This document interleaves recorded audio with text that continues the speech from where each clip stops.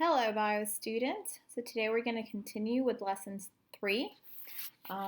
This is the note taker that you're going to be using for lesson 3. Today we're going to study genomics. So have your note taker out and let's get started.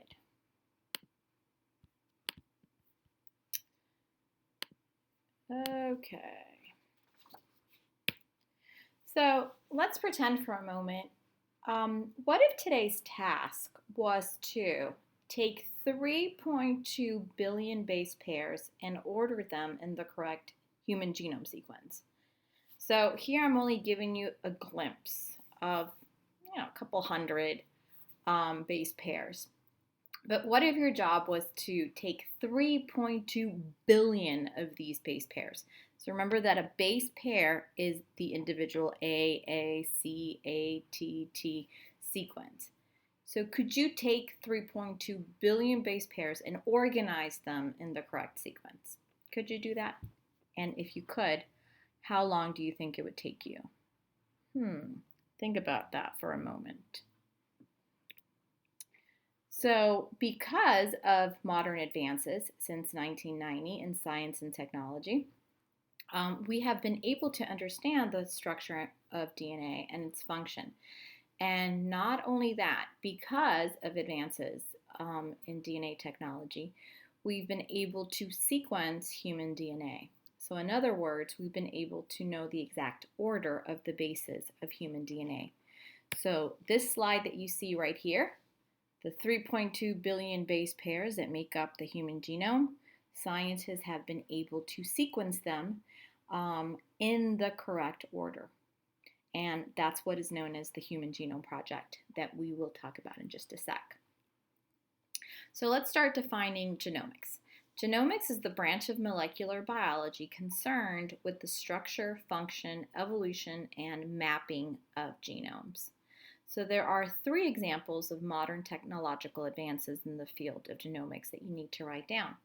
The first one is the Sanger technique. The second one is the Human Genome Project.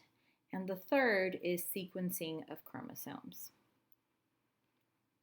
So let's start with the Sanger technique. This was developed by Frederick Sanger, and you don't need to know the exact details of it. You just need to know what the process is and what it's used for. So it was developed in 1977 by Sanger and colleagues, and it became the most widely used sequencing method for approximately 40 years. So this process allowed scientists to determine the sequence of nucleotide bases in a piece of DNA. So the way that it was done is by making many copies of a particular target DNA region. And then you would take those regions of DNA that you wanted to sequence, and you would sequence individual pieces of those DNAs, such as bacterial plasmids or DNA copied in PCR. So, for example, you would take a DNA piece that's about 900 base pairs. You would sequence the bases in the correct order.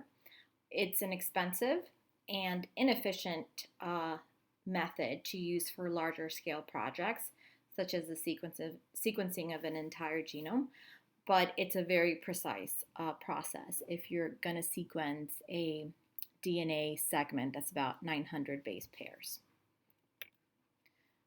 So the Sanger method was used in the Human Genome Project.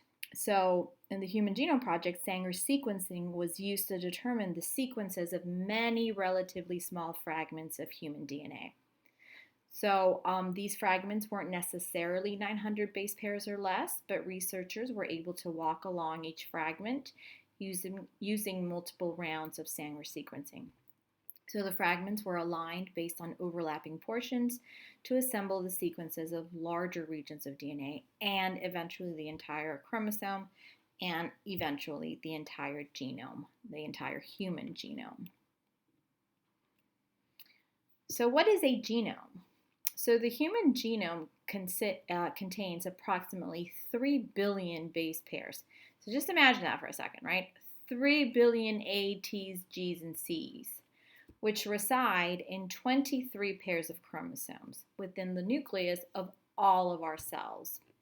Each chromosome contains hundreds to thousands of genes, which carry the instructions for making proteins.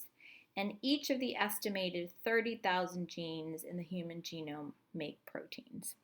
So here we have a picture of a chromosome. And remember that a chromosome is made up of DNA that is tightly wrapped around histone proteins. So imagine the task to take those 3 billion base pairs and align them in a correct sequence. And not just that, but carefully understand how many base pairs are found per chromosome, and then what are the genes or the segments within those chromosomes that are responsible for a particular trait. So for example, here we see that in chromosome number 9 and human chromosome number 9, there are 136 million base pairs. And here that we see that within the chromosome we have different segments known as genes, and these genes are responsible for different things. For example, ovarian cancer or albinism or leukemia, or even something interesting here that I see, Tangier disease. Many of you maybe have been to Tangier Island off the coast of Virginia here in the Chesapeake Bay, and it's a condition where people produce low levels of HDL or high cholesterol, which is the happy or the good type of cholesterol. All right, so in your Notetaker, you are to list important information regarding the Human Genome Project. So here in this slide, you're going to be able to find a lot of stuff. So the Human Genome Project was one of the great feats of exploration in history. It was led by a collaboration of an international team of researchers looking to sequence and map all of the genes, together known as the genome of members of our species, which is, of course, the Homo sapien. So it was a collaboration of international scientists and researchers who took part in this project. So it began in October 1st of 1990, and it was completed in April 2003. So it took about 13 years to sequence the whole human genome. And for the first time ever, we were able to read nature's complete genetic blueprint for building a human being. The cost was less than expected, about $2.7 billion in 1991 dollars. And the purpose of the Human Genome Project was to sequence all 3 billion plus DNA letters, DNA bases, in the human genome. And of course, it's considered by many to be one of the most ambitious scientific undertakings of all time, even compared to splitting the atom or going to the moon.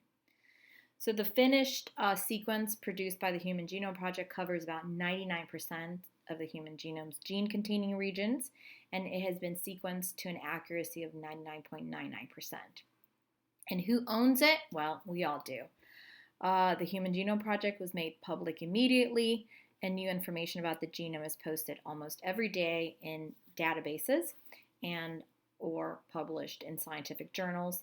And the Supreme Court has ruled in 2013 that naturally occurring human genes are not an invention and therefore cannot be patented. So why is it important to know the human genome? So having the essentially complete sequence of the human genome is similar to having all the pages of a manual needed to make the human body. So it's pretty much the instructions on how to make a human. So genome-based research will eventually enable medical science to develop highly effective diagnostic tools to better understand the health needs of people based on the individual genetic makeup, and to design new and highly effective treatments for a particular disease. So if you know which chromosome is responsible for a particular disease, you can target that gene with some form of gene therapy or some form of medicine. Individualized analysis based on each person's genome would lead to a very powerful form of preventive medicine. And then through our understanding at the molecular level of how things like diabetes or heart disease or schizophrenia come about, we should see a whole new generation of interventions, many of which will be drugs that are much more effective and precise than those available today.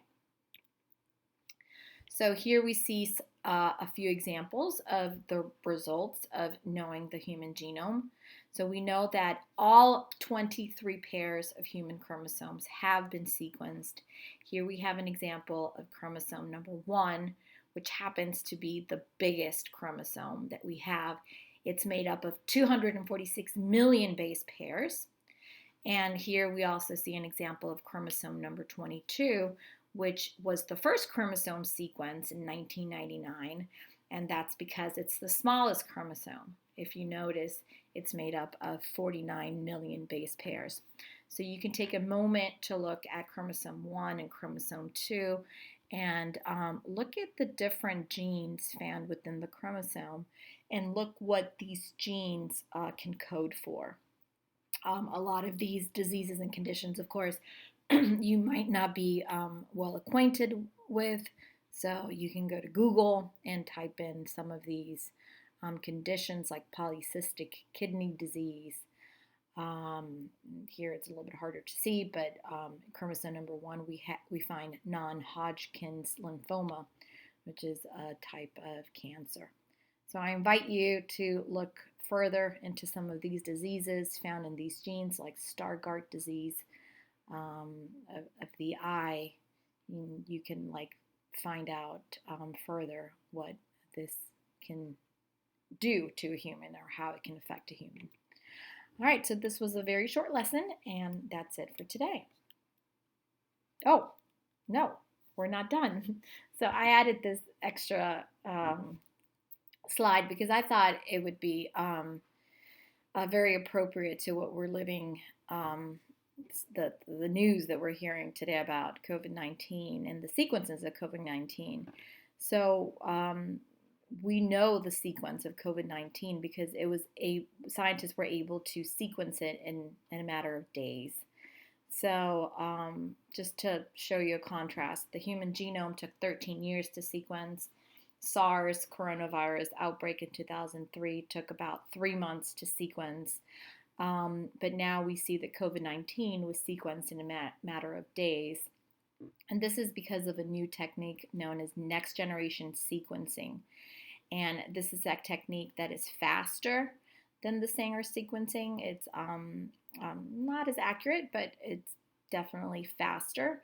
And you're able to analyze the genome, and then you're able to put that genome in a database. And then many countries are able to understand how the virus is able to infect our cells, and how to develop a vaccine, which we know that scientists right now at the moment are working on. So that's the importance of being able to sequence DNA, right? It's pretty much the encyclopedia of that organism and the blueprint for how that organism is able to replicate and such.